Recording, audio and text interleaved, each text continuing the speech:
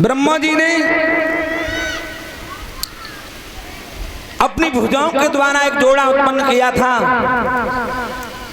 दाई भुजा से स्वयं मनु, बाई भुजा से शत्रुपा, जिसके माध्यम से 5 संतानें उत्पन्न हुई, 2 पुत्र 3 पुत्रियां। महाराज 2 पुत्र 3 पुत्रियां,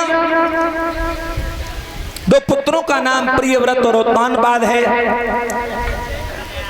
और पुत्रियों का नाम देहूति, आकुति और प्रसूति। जो ऋषियों को ब्याही गई, श्री सूत जी कहते हैं 88,000 ऋषियों, मन चित्त बुद्धि को एकाग्र करके कथा को श्रवण करो। और सुखदेव समझाते हैं, राजन मुझे एक बात का जवाब दो आप कि सर्व सोने से सुंदर क्या है।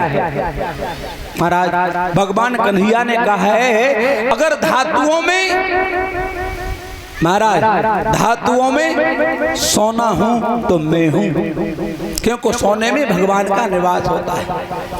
वृक्षों में अगर पीपल हूं तो मैं हूं,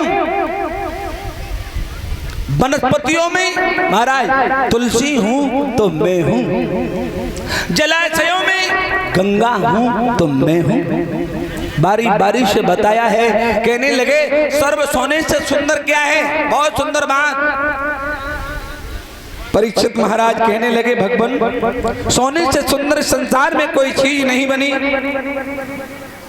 सोने से सुंदर संसार में कोई चीज नहीं बनी, सोने से सुंदर कुछ हो नहीं सकता। मस्करा करके सुखदेव कहने लगे, हे राजन तुम नहीं जानते, आपको नहीं जानते कि सर्व सोने से सुंदर जो स्थूल रूप प्राणी महाराज अपना जीवन यापन कर रहा है, जिसका शरीर है, इसे स्थूल रूप का महाराज आकलन दिया गया है। जिस स्थूल रूप में ये सोने से सुंदर शरीर है, इसे हम अयोध्यापुरी कहते हैं। देखो अध्यात्म में थोड़ी गहराई से सोचिए, इस शरीर को हम अयोध्यापुरी कहते हैं। और हमें समझना चाहिए, जिसमें जीव रूपी उत्तानपाद नाम का राजा राज करता है।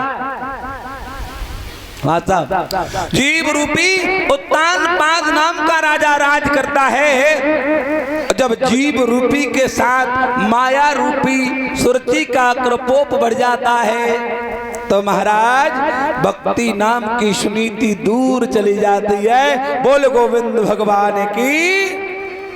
और भक्ति और जीव के द्वारा ज्ञान रूपी ध्रुव पैदा होता है, जो 72 करोड़ 10 लाख 10,000 202 नाड़ियों के घने जंगल में तपस्या करता है। 72 करोड़ 10 लाख 10,000 202 नाड़ियां महाराज हमारे शरीर के अंदर विद्यमान बताई हैं। इन्हीं घड़ी नाड़ियों के अंदर जीव महाराज कितनी परिस्थितियों को झेलता है, कितने संकटों को झेलता है, भगवान को याद करता है और कल्याण का मार्ग ढूंढता। भाइयों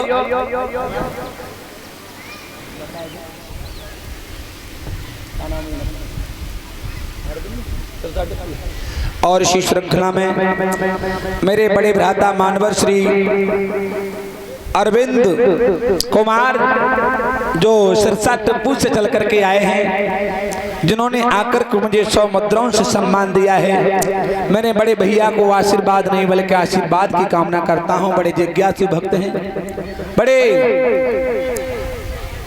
अच्छे भक्त हैं। जब कलश यात्रा हो रही थी तो अपने गांव पर पूरी कलश यात्रा को महाराज मीठे पानी का सेवा का मौका दिया था। ये वही अरविंद भैया हैं जो आज हमारी कथा में आकर के अपने भगवत रूपी दर्शन दे रहे हैं। भाई के लिए जोरदार तालियों स्वागत करें। भाइयों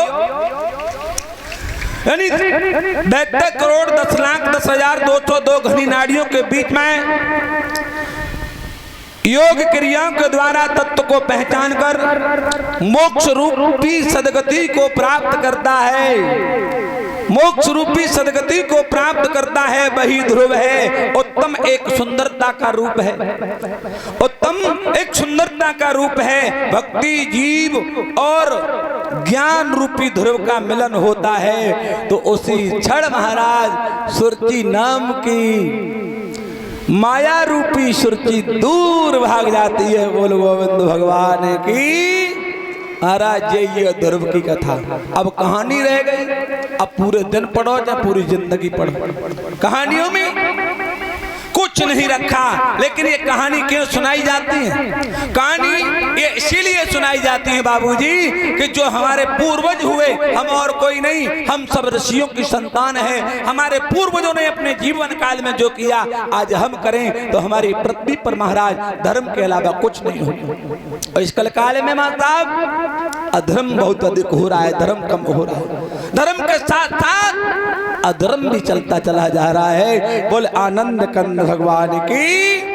इसी श्रृंखला में मेरे बड़े भ्राता मांडवर श्री महेश चंद्र यादव जो मेरे बड़े भैया हैं आशीर्वाद के रूप में जो परीक्षित का पद संभाले हुए हैं, उनकी तरफ से मुझे 101 मुद्राओं से सम्मान मिला है। साथ ही साथ 10-10 मुद्राओं से मेरे सभी साथियों का सम्मान कर रहे हैं। भैया के लिए सभी भक्तजन जोरदार तालियों से स्वागत करें। जो परीक्षित का भी पद ग्रहण किए हुए हैं। और महाराज ये 20 मुद्राएं हमारे स्वामी जी दाढ़ी वाले दे करके गए थे। एक पर्ची दे के कर गए तो 25 तो इनको गायब है गई महाराज। हाँ, आपको नाम नहीं जानू मैं, लेकिन आपने मुझे आशीर्वाद दिया। ये नगला कन्हई में भी सुनते थे और आशीर्वाद देते। और कामना करता हूँ इस संतों का आशीर्वाद मुझे मिलता रहे। आनंद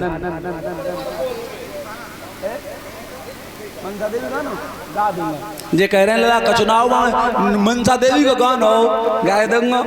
हाँ, गा दूंगा ठीक है ना। मेरे भगवत प्रेमी सज्जनों, उत्तान पाद के नाम के राजा राज करते हैं। अवध नरेश महान राजा जिनके यशकीरत की ध्वजा स्वर्ग में फहरा रही है। दुनिया के लोग राजा उत्तान पाद का नाम बड़े सम्मान के साथ में लेते हैं। आहा, न्याय प्रिय राजा, धर्मात्मा राजा, जिसकी पत्नी का नाम सुनीति। महाराज उत्तान पाद किसे कहते हैं? जिसका समाज में उत्तम पद हो, उत्तम हो, समाज के नजर में महाराज प्रिय हो, बड़ा हो, उसी को उत्तान पाद कहते हैं। उसी पत्नी का नाम है सुनीति। सु माने अच्छी, नीति माने महाराज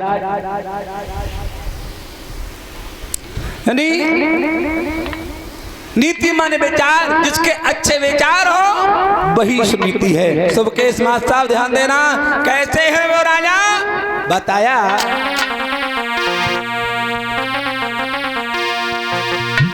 भैया। नीतिमान भूपाल सुनाऊं हाल प्रजा रहे राजी। भाइयों, जाकी सुंदर सुगढ़ स्वरूप रे सुनीति भैया नारी।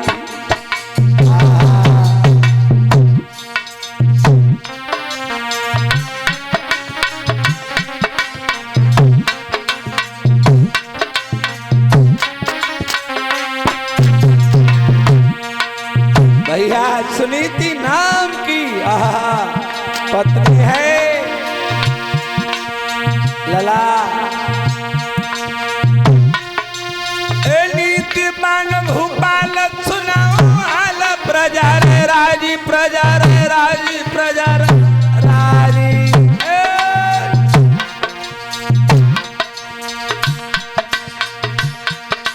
जाकी सुंदर सुगढ़ स्वरूप रे सुनीति भैया नारी।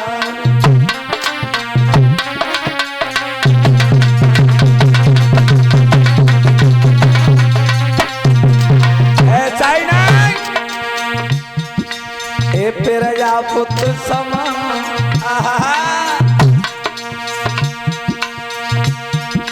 ए प्रजा पुत्र समान देत है दान दुजन कुम्हारी।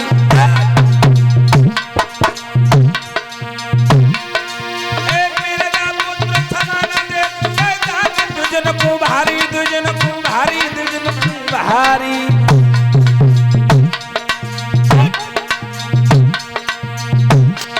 जाकी करत बढ़ाई सबई रे के नंगर के नरवा।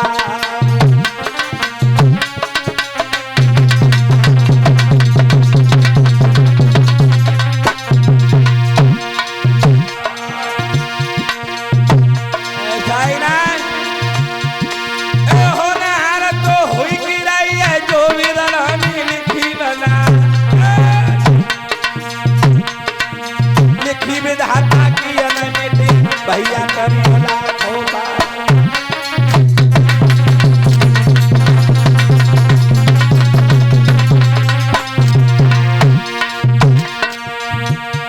भैया विपत्ति हमारी यहाँ सब पे पड़ गई। विपदा सब हो जाए और विपदा पड़ गई शिव शंकर पे भातमा तोर जब करो पिछा।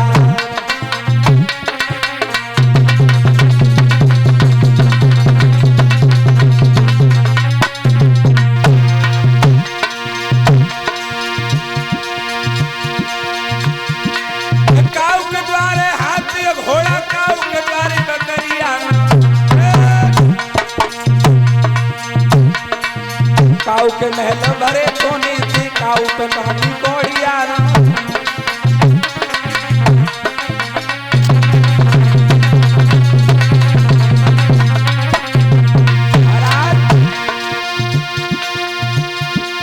काऊ के महल भरे मर मर के काऊ पे एक झुपड़िया ऐसी है भगवान की लीला। और काऊ के लड़का दत्त खेली भूप पे एक छोरिया।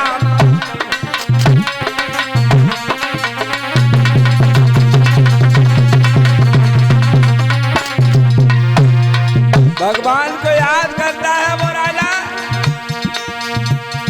और ये दीन बंद भगवान और ये दीन बंद भगवान नजरिया कहाँ में डाली है। और ये दीन बंद भगवान नजरिया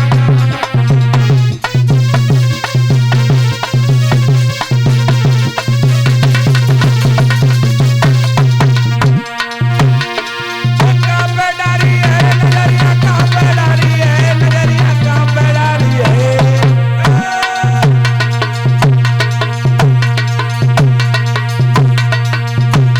और ये दीन बंद भगवान नजरिया कहाँ पे डाली है।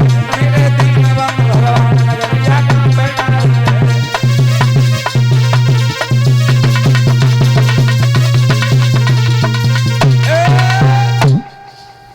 मेरे भक्त श्रोताओं, श्री सुखदेव कहते हैं राजा परीक्षित, राजा उत्तान बात सर्व सुख संपन्न है, लेकिन दुख तो इस बात का है कि उनकी सुंदर पत्नी है और पत्नी के किसी भी बच्चे ने जन्म नहीं लिया। बार बार महाराज सोचते हैं कि दुनिया के लोग मेरी हंसी उड़ाते हैं, मुझे निर्वंशी कहते हैं। अगर मैं घोड़े पर सवार होकर के जाता हूं तो रास्ता छोड़ देते ही निर्वंशी आ रहा है। महाराज निर्वंशी आ रहा है, अगर इसकी हमने सुबह सुबह शकल देख ली तो हमारा पूरा दिन बेकार हो जाएगा। रानी को बांझ बताते हैं। भैया श्री सुखदेव कहते हैं राजन परीक्षित, उनका मन बड़ा बेचैन रहता है। सभा में बैठते हैं, सिंहासन पर बैठे हुए होते हैं तो बस वही बातें गूंजती रहती हैं, मैं कितना भागा हूँ, मैंने पूर्व जन्म में कहता अनर्थ किया जो आज मैंने एक पुत्र का मुख नहीं देखा, मैं कितना अभागा। बार बार होठों पर खुशकी आ जाती है। महाराज मंत्री ने देखा कि महाराज को थोड़ी बेचैनी हो रही है तो मंत्री कहने लगा, महाराज आपको भी आराम की सख्त जरूरत है, आप थोड़ा महलों के लिए चले जाओ, महारानी के साथ में थोड़ा समय बिताओ तो तुम्हें आनंद की अनुभूति होगी। बोले गोविंद भगवान की। भैया राजा ने अपनी कचहरी को बर्खास्त किया है, महलों की तरफ चला है। उनकी पत्नी बड़ी पतिव्रता है, हमारा पतिव्रता,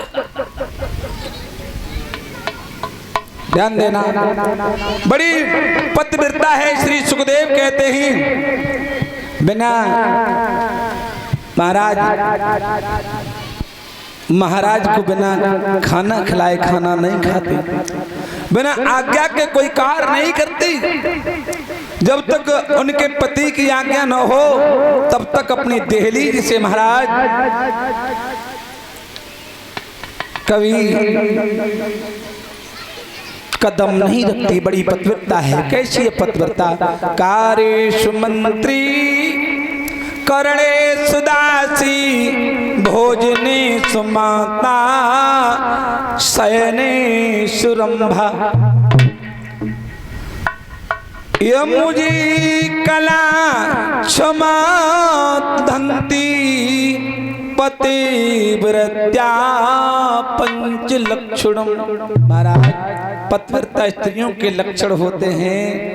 कार्येषु मंत्री काम करते समय महाराज काम करते कराते समय मंत्री की तरह सलाह देना और घर का काम करते वक्त दासी की तरह काम करना। भोजन कराते समय अपने पति को मां जैसा प्यार देना। सदैव पति की आज्ञा अनुसार चलना। और सामान्य कक्ष में महाराज रंभा का शब्द देना। ये पतिव्रताओं के 5 लक्षण होते हैं, बताया है। ध्यान से सुने। और बताया पतिव्रता कैसी होती है। नारे तो वही है जो नीचे कून भाई चले, 8 पैर पति की बजावे तावेदारी को। भैया कोड़ी होए कलंकी चाहे अति धनहीन होई, नित प्रति शून्य सब बैन खोटे बाणी को। पति की न निंदा करे धीरी बोले धीरी चले, हिल मिल के काट ले वे सारी लाचारी को। कहीं सर्वेंद्र जाके मन ऐसी भावना, पति के प्रसाद स्वर्ग मिले ऐसी नारी। ये पतिव्रताओं के लक्षण है महाराज। और आज के जमाने में स्त्रियों को कुछ कहा नहीं जाता। बड़े भैया अगर पति पर थोड़ी बहुत गलती हो जाए तो ऐसे चढ़ भैया दांती पीछ के ऊपर चढ़ बैठे। तुमसे 50 बार मना किया कि ये काम मत करो, तुम नहीं मानोगे। तुम्हारी ना कह रहा है मैं गाँव की तो बहुत अच्छी, मुझे पता है सब अच्छी हैं, कोई बुरी है ही नहीं। हाँ और जो दूर रिश्तेदार नहीं बेटा इतनी अच्छी है। अरे तुम बहुत अच्छी हो, तो आई आप ऊपर मान ले जाइयो। जो गाँव में कदा कह रहे हो मोरो सवेरे होते हो बोले गोविंद भगवान। कहने का मतलब है अभी ये 100 रुपए हमारी माता जी दे करके गई है, नाम तो नहीं जानता हूँ। आशीर्वाद का रूप भगवान ऐसी मां को लंबी आयु सद्बुद्धि प्रदान करे। यानी कहने का मतलब है पतिव्रता वो होती है जो हमेशा अपने पति के चरणों का ध्यान करती है, पति को आता हुआ देखा और महाराज ओहो पंचमुखी दीपक जला लिया। पंचमुखी दीपक जला करके अपने पति के ऊपर आरती उतारना प्रारंभ कर दिया। ओहो आरती उतारी है अपने पति की और पचरंग पलंग नहा लिया। मोर पंख का बिजना लेकर के महाराज के चरणों के तले बैठ गई। भैया वो सतयुग का जमाना था माशा, और आज का जमाना इतना है कि पति तो पैर की तरफ बैठे हुए और पत्नी मूड की तरफ बैठी है। बोलो गोविंद भगवान की। पति चाहे कहूँ तो आगे और बेचार पाई पे बैठिए तो बैठिए, बे पानी की न कंगे नहीं मारा थोड़ा पानी आगो तुम तक मरेगा या पका पड़ेगो, नल ठाड़ो भल्लो पी लो। ये तो कलयुग की महाराज मैं माँ में सत्य की बात कर रहा हूँ। पानी मांगो तो मुझे पानी मिले। तुम तो तुम्हारी बहुत अच्छी हो, मैं तो गांव में कभी घूमत हूँ, मैं गांव में तक नहीं पति बितना का दुनिया में तो है ही ना। बोले गोविंद भगवान की। महाराज तुम्हारा जान धनी को कुछ कह दी तो कलयुग ना आवे सभा में। भाइयों कहने का तात्पर्य है श्री सुखदेव कहते हैं राजन परीक्षित जब उनकी पत्नी ने पचरंग पलंग लगा दिया, पैरों के तले बैठ गई और धीरे धीरे पैर दबाने लगी। अच्छा मुझे बताओ कितनी माता बहने हैं सुबह उठ करके अपने पति और सास ससुर के 5 छुअती, हाथ खड़ो करियो। है रड़ो तुमने सब करे धरे को पाई फेंक दो तई नम मरी करी काऊ ने झूठ बूटी उठाई दे माता जे नो कर रही हम सब छुअत आए अब शर्म लग रही दाल न उठाए दे सब छुअत। और जी बताओ कोई बात ना है कितने पति हैं जो पत्नी के पैर छूते हैं, हाथ खड़ो करियो। कितने पति एक उधर करे आज जोरदार ताली स्वागत करे मरे गए हो जे न छुअते तो तुम्हारी छूले करो, मौका लगे तो हम तो महाराज हाथ बांध लेता है बोल गोविंद भगवान, क्योंकि अर्धांगिनी है। अर्धांगिनी पत्नी को अर्धांगिनी का रूप दिया गया है। महाराज ध्यान देना अर्धांगिनी क्यों किया कहा गया है कि जो पति भगवान के चरणों की सेवा करता है पूजा करता है उसका आधा फल महाराज पत्नी के खाते में चला जाता है भैया, पत्नी के खाते में चला जाता है। और जो पत्नी पूजा करती है भगवान का स्मरण करती है वो किसी के खाते में जाता है कोई बताएंगे? वो पूजा महाराज सब कुछ अपने पति के लिए ही करती है, पूरा का पूरा 100% अपने पत्नी के चरणों में जोड़ देती है कि मेरा स्वाग अमर रहे भगवान। ये हर एक माँ की एक बहन की कामना होती है, मेरा स्वाग अमर रहे और हमेशा मैं इसी तरह से चिरंजीवी बनी रहूं। ये हमारा भारतवर्ष है, भारत की नारियां भाइयों। कहने का मतलब है श्री सुखदेव कहते हैं अच्छा एक बात बताओ कितने नौजवान हैं कितने भाई हैं जो सुबह उठ करके अपने माता पिता के पैर छूते हैं? अरे भैया ये कौन है धन्य है त्याई छाते को 8 साल में कथा कहते हैं ने कहा तो गांव में कौन में पता है छुअत तो हो लेकिन दुबक दुबक के छुअत हो।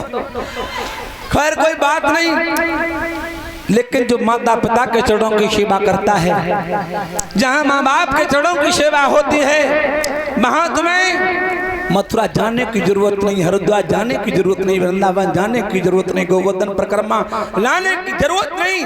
अगर माँ बाप के चरणों में तुमने सब कुछ महाराज समर्पित कर दिया तो भगवान तुम्हें सहज ही प्राप्त हो जाएंगे। और तुम कहीं भी तीर्थों पर घूमते रहो माँ बाप की सेवा नहीं करते तो तुम्हें कभी भगवान नहीं मिल सकते। बोल आनंद कंद भगवान की भाइयों। और हमारे नौज भैया कह रहे हैं सुबकेश माँ साहब मुझे बताओ तुम अकेले 3 दिनों तक अकेले लटके रहे हो और तुम्हारी धर्मपत्नी कहाँ है भैया? लेके आओ 2 जन यहाँ जोड़ा के संग आओ। अनुज भैया आज ही बुलवाओ।